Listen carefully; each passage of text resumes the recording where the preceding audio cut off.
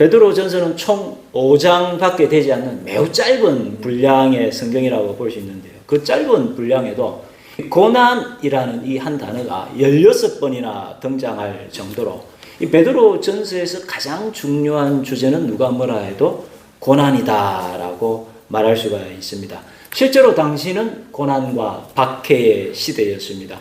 당시 역사가들은 네로 시대의 기독교를 인류를 정오하는 사악한 미신이다 라고 그렇게 역사 기록자들은 기록을 하기도 하였습니다. 그러나 처음부터 기독교를 박해했던 것은 아니었습니다. 처음에 복음이 전파되자 많은 사람들이 교회로 오기도 했는데요. 이 로마의 귀부인들도 이 교회로 왔습니다. 그런데 당시 여성 문화는 이 단순한 단장이 아니라 이 가발이나 철사를 이용해서 높이 쌓아 올린 이 헤어스타일, 화려한 헤어스타일이 유행이었습니다. 머리에 진주와 금실을 붙이고 온몸을 보석으로 치장했는데요. 머리 하나를 완성하는데 여러 명의 노예들이 달라붙어서 몇 시간 동안이나 고생을 해야 했고, 그 화려한 머리, 온몸에 치장되어 있는 검은 보석들은 나는 귀족이다 라는 자기 과시이기도 하였습니다. 철학자 플루타르코스는 당시 여성들의 이러한 사치와 외모 지상주의를 향해서 가정을 돌보지 않고 그 치장에만 목숨을 건다라고 그렇게 기록을 남길 정도였습니다. 그런데 그 귀부인들이 복음을 듣고 믿음을 가지고는 그 화려한 드레스를 입고 쌓아 올린 머리에 값비싼 보석을 주렁주렁 달고 교회 예배에 참석하기 시작한 것입니다. 그런데 교회는 로마의 귀족들만, 부자들만 있는 것이 아니었습니다. 가난한 사람들과 노예들도 교회에 많이 있었는데요. 이러한 여성분들 때문에 이 위화감이 생기고 소외감이 조성되고 이 교회가 분열되는 원인이 되기도 하였습니다. 그 여성분들은 겉모습을 화려하게 꾸미고 사치하는데 돈과 시간을 쓰면서 가정에서는 나는 예수님을 믿는다라는 이유로 제사를 드리지 않겠다라고 하니까 믿지 않는 로마의 남편과 싸움이 생기기 시작하였습니다. 남편들 입장에서 볼 때에 이 기독교는 사악하고 방탕한 종교로 보였습니다. 도대체 이 여자가 뭐 한다고 사치스럽게 화장에다가 예쁘게 따가지고 도대체 어디를 가느냐. 알고 보니까 이 교회라는 거죠. 이 교회가 도대체 뭐 하는 데길래 저렇게 하고 가는 거지. 하나님을 만나러 가는 건지 지금 자기 외모 자랑하러 가는지 남편이 보기에 방탕하고 사악한 종교로 보였다는 것입니다. 그렇습니다.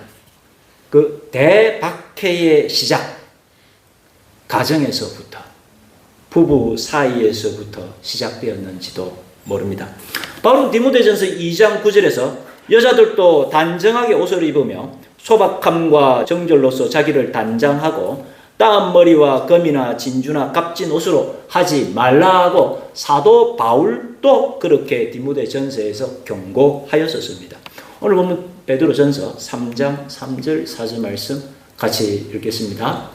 너희의 단장은 머리를 꾸미고 금을 차고 아름다운 옷을 입는 외모로 하지 말고 오직 마음에 숨은 사람을 묘하고 안정한 심령에 썩지 아니할 것으로 하라. 이는 하나님 앞에 값진 것이니라. 당시 로마 제국에는 가부장법이라는 규범이 있었는데요. 플루타르코스의 지침서는 같이 읽어보겠습니다. 아내는 남편이 모르는 자신만의 친구를 만들어서는 안 되고 남편의 친구를 친구로 삼아야 하며 남편이 믿는 신들을 인정해야 하고 외부에서 들어온 기이한 미신과 종교에 문을 닫아야 한다라고 이렇게 적기도 하였습니다. 즉 남편은 아내와 자녀와 노예의 종교를 결정하는 권한을 가지고 있었기 때문에 아내가 남편의 종교인 로마신 숭배를 거부하는 순간에 그것은 바로 무신론자가 되거나 가정의 평화를 깨뜨리는 반역죄로 고발을 당하거나 아니면은 이 가정재판이 실제로 있었다고 하는데요. 이 가정재판은 이 남편과 그 집안의 어른들이 모여서 정말로 정식으로 재판을 벌이는 것이었는데요. 그 가정재판이 어느 정도로 그 권위가 있었냐면은 생사여탈권까지 있었다고 합니다. 150년경 유스틴이 기록한 실제 사건의 기록이 있습니다. 로마에 살던 귀족 부부가 있었는데 이 부부는 매우 방탕한 삶을 살았습니다. 젊은 부부니까 남편도 그렇고 아내도 그렇고 로마의 문화가 방탕하다 보니까 이 부부도 로마의 귀족으로 방탕하게 살았습니다. 그런데 아내가 복음을 듣고 그리스도인이 되어서 정결한 삶을 살기 시작하면서 남편에게 이제 우리가 방탕한 삶을 그만 청산합시다고 요청을 합니다. 그러나 남편은 전국으로 여행을 다니면서 음란과 우상 숭배를 일삼았고 전혀 변화가 없자 아내는 더 이상 남편의 죄에 동참할 수가 없다라고 판단하여서 로마의 정식 법에 따라서 합법적인 이혼 정서를 보내어서 이혼을 통보하고 헤어지게 됩니다.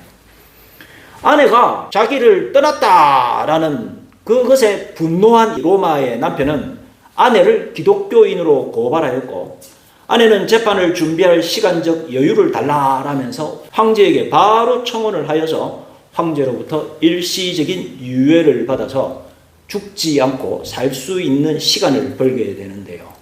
이 정도면은 당시 그 아내가 얼마나 명문 귀족 집안이었는지 알 수 있죠. 로마 시민이라고 다 황제에게 그냥 편지 적어서 이게 되는 게 아닙니다. 위험해지니까 바로 가족의 힘을 동원해서 황제에게 편지를 적어서 내가 이 재판을 정식으로 할 테니까 시간을 좀 달라고 하니까 그러면은 불공평하지 않은 재판을 받기 위해서 시간을 좀 줘라 하니까 황제가 명령을 하니까 어떻게 할 수가 없게 되어버린 것입니다.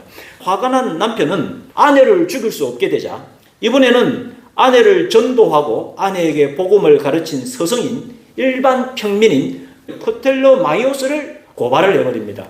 평민이니까 힘이 없지요. 프톨레마이오스는 체포되어서 감옥에서 고초를 겪은 후에 재판에서 사형 선고를 받게 됩니다. 그러자 이 재판을 지켜보고 있던 루키우스라는 그리스도인 청년이 항의를 합니다. 재판장님, 도대체 무슨 이유로 저 사람에게 사형 선고를 하시는 것입니까? 간통도 아니고 엄행, 살인, 도둑질, 강도짓을 한 것도 아닌 이 사람에게 단지 그리스도인이라는 이유만으로 그렇게 할 수 있습니까? 이 재판은 황제 폐하의 명성과 로마 원로원의 명예에도 전혀 어울리지 않는 부당한 처사입니다 라고 항의를 했습니다.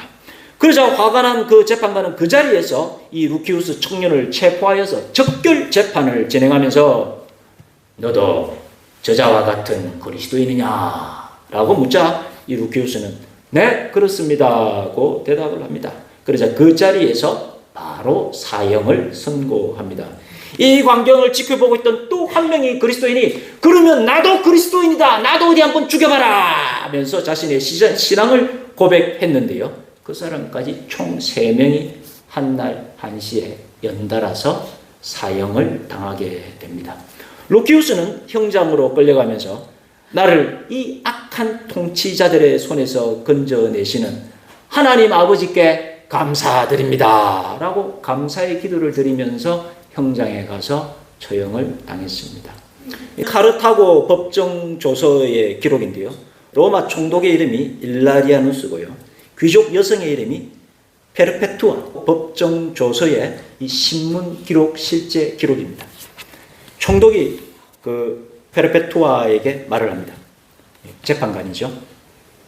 너의 아버지의 흰 머리를 보아라. 너의 품에 지금 안겨있는 갓난 아기를 보아라. 황제의 안녕을 위해서 재물을 바쳐라. 그러면 살 수 있다. 라고 말을 합니다. 그러자 페르페투아라는 이 여인은 저는 재물을 바치지 않겠습니다. 라고 말합니다. 총독은 묻습니다. 너가 그리스도인이냐? 저는 그리스도인입니다. 라고 말합니다. 그리고 그 여성은 가족과 갓난 아기를 등 뒤로 하고 처형을 당해서 죽었습니다. 그래서 베드로는 오늘 본문에서 믿는다는 이유로 불신 남편과 불화하지 말라고 이야기하면서 또 사치스러운 외모로 단장하지 말라고 권면합니다.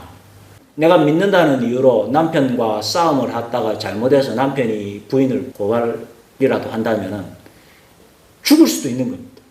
그래서 오늘 본문 말씀은 제발 남편과 싸우지 말고 남편에게 순종하는 것이 본인도 사는 것이고 교회도 다 죽으면 안 되니까 또 우리가 인내하고 순종하는 것이 하나님의 뜻이다 라는 사실도 알려주는데요. 오늘 본문에서 베드로는 이 구약의 여성 사라의 이야기를 소개합니다. 우리 3장 5절 6절 말씀 같이 읽겠습니다. 전에 하나님께 소망을 두었던 거룩한 부녀들도 이와 같이 자기 남편에게 순종함으로 자기를 단장하였나니 사라가 아브라함을 주라 칭하여 순종한 것 같이 너희는 선을 행하고 아무 두려운 일에도 놀라지 아니하면 그의 딸이 된 것이라. 아멘. 두려운 일은 도대체 무엇인지, 또 이 두려운 일에 놀라지 않는 것은 무엇인지, 오늘 이 본문에서 사라가 아브라함에게 순종한 이 이야기는 창세기 12장과 18장의 사건을 말하는 것인데요. 창세기 12장에서 갈 바를 알지 못하고 오직 믿음으로 약속의 땅 가나안에 도착했는데 아브라함에게 무시무시한 기근이 찾아옵니다. 하나님의 약속을 믿고 목숨을 걸고 찾아갔던 그 땅, 약속의 땅에서 아브라함을 기다리고 있던 것은 금은 보화도 아니고 편안한 안락한 삶도 아니라 사람의 목숨이 위험한 무시무시한 기근이 찾아옵니다. 아브라함은 애굽으로 내려갑니다. 이제 걱정이 되는 거죠. 사라가 절세 미인. 마음속에 무슨 생각을 하니까 사람들이 아내를 미인이니까 빼앗으려고 나를 죽일 것이다. 그래서 아브라함이 거짓말을 하고는 애굽 왕한테 넘겨줍니다. 그런데 창세기 20장에 또 똑같은 사건이 발생하는데요. 이번에는 애굽이 아니라 남방 네게브 사막 지역의 그랄 땅에 가게 됩니다. 그런데 사라는 89살, 90살이 다 됐는데 미모가 전혀 변함이 없습니다. 이 사람이 나의 부인이 아니라 누이입니다 라고 거짓말을 해서 그랄 왕한테 자기 부인을 넘기게 됩니다. 처음부터 문제가 생기면은 아내를 누이로 속이자라고 아브라함 남편하고 아내 사라가 이미 옛날부터 그렇게 약속을 해둔 상황이었습니다. 갈 바를 알지 못하고 오직 믿음으로 약속의 땅으로 간 믿음의 사람이냐, 이런 사람들이 과연 그런 사람들인지 이해가 되지 않을 정도였습니다. 두려운 일들의 연속이었습니다. 사실 남편을 따라서 고향을 떠나서 약속의 땅으로 가는 것 자체가 두려운 일이었습니다. 이국 만리 땅으로 가다가 죽을 수도 있고 가서도 죽을 수도 있는 두려움 그 자체가 이미 약속의 땅으로 가는 것이었는데요. 남편이라는 사람은 힘도 능력도 없는 주제에 도대체 무슨 배짱으로 약속의 땅으로 왔는지 알 수가 없었습니다. 문제가 생기면 당신은 나의 누이 동생으로 다른 남자에게 가시오. 이런 비겁하고 비열한 남편을 믿고 사라가 불쌍하지. 그렇게 갔던 것입니다. 뭐라고? 아내인 나를 누이로 속이고 나를 다른 남자에게 넘기고 너 혼자 잘 먹고 잘 살겠다고? 이런 일이 생길 때마다 사라의 마음은 쑥금댕이처럼 시꺼멓게 타 들어갔습니다. 미인으로 태어난 것이 문제가 아니라 용기도 자존심도 배짱도 없는 남편이 문제였습니다. 남편은 그런 사람이었습니다. 우리 그 남편 마음에 드십니까? 세상에서 남편 제일 마음에 안 들어야 할 사람 누굽니까? 사라입니다. 사라. 사라는 뭐라고 합니까?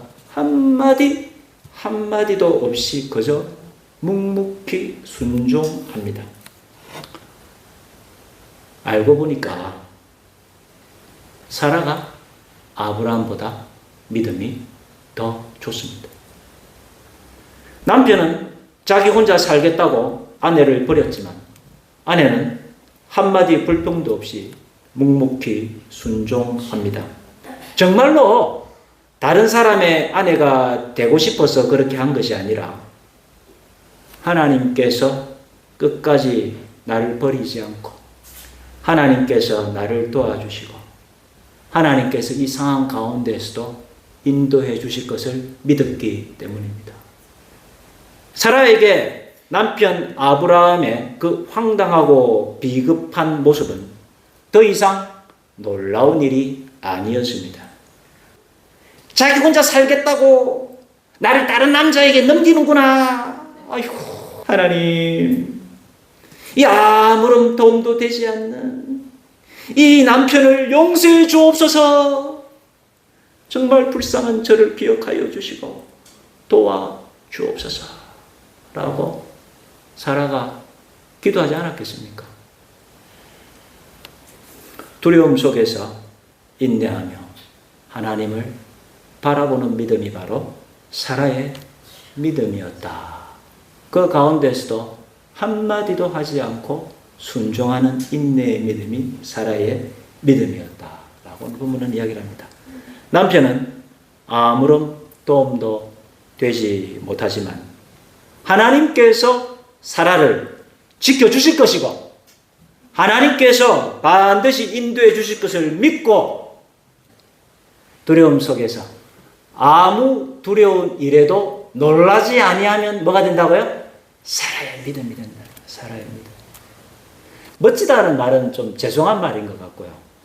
참 피눈물이 나는 상황 가운데에서 정말 피눈물이 나는 상황 가운데에서 하나님 말을 바라보았던 그 사라의 믿음 우리가 기억하고 우리도 어떤 두려움이나 어려움이 있으시라도 사라처럼 하나님을 믿는 믿음으로 두려움을 떨쳐버리고 믿음으로 나가는 저와 여러분 되시기를 축원드립니다. 기도드리겠습니다. 사랑 은혜가 풍성하신 하나님 아버지, 사라의 믿음을 알려주시니 감사드립니다. 비록 아브라함은 비급하고 비열한 모습이 있는 남편이었지만 그럼에도 불구하고 묵묵히 순종했던 사라의 믿음은 오직 하나님만을 신뢰함으로 두려움을 극복하는 믿음이었습니다. 주님, 우리도 사라처럼 어떠한 두려움 속에서도 오직 주님을 바라보며 나아가게 하여 주옵소서. 예수님 이름으로 기도드립니다. 아멘.